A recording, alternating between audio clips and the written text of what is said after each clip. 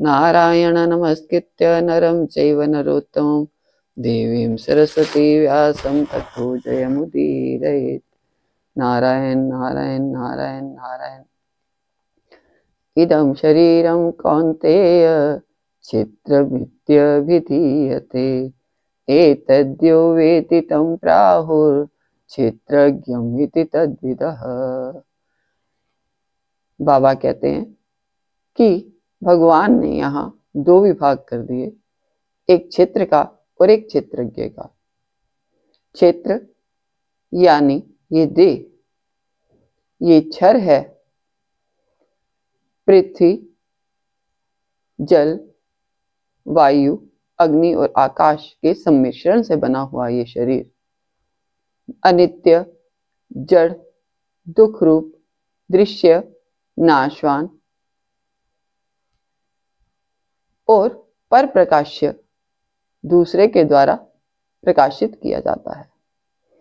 दूसरी ओर जो शरीरी है, इस शरीर में रहने वाला देही, नित्य, दृष्टा, साक्षी, सुख स्वरूप, एक स्थाणु और सबको प्रकाशित करने वाला होता है।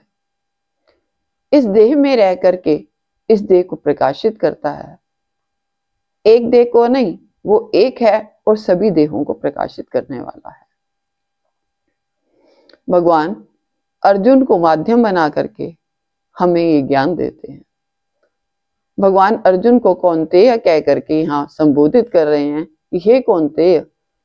कौन्तेय का अर्थ कि तुम तीक्ष्ण बुद्धि वाले हो। कुंत कहते हैं कि जो बंदूक की नोक में संगीन बांधते हैं उसे, अर्थात वैसे ही तुम एकाग्र और सूक्ष्म बुद्धि वाली कुंती के पुत्र हो।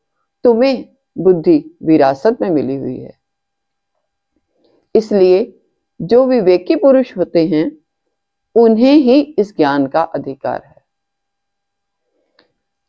इदम शरीरम कहकर के भगवान उंगली के निर्देश से अर्जुन को बता रहे हैं कि ये जो शरीर हैं ये अनित्य हैं। ये शरीर भोगायतन ही नहीं है, ये धर्मायतन भी है। मतलब इसमें रह करके हम कुछ भी धर्म कर सकते हैं। धर्म और अधर्म की खेती जिसमें की जाती है वे क्षेत्र है।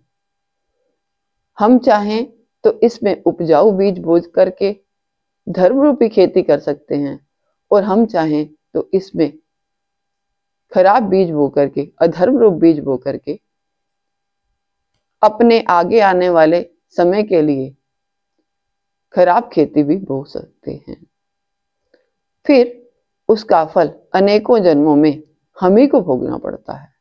ये बीज टिकाऊ होगा तो हमको धर्म रूप खेती खूब उपज करके मिलेगी, और अगर टिकाऊ नहीं होगा तो ये बीज हमको आगे ठीक से मिलेंगे नहीं और हमको दुख भोगना पड़ेगा। सुख और दुख का बीज बो करके हमको अनेकों जन्मों में ही इसकी खेती काटनी पड़ती है। भगवान कहते हैं क्षेत्रज्ञ मैं हूं। क्षेत्र अनेक हैं और सब क्षेत्रों में एक मैं ही क्षेत्रज्ञ विराजमान हूं।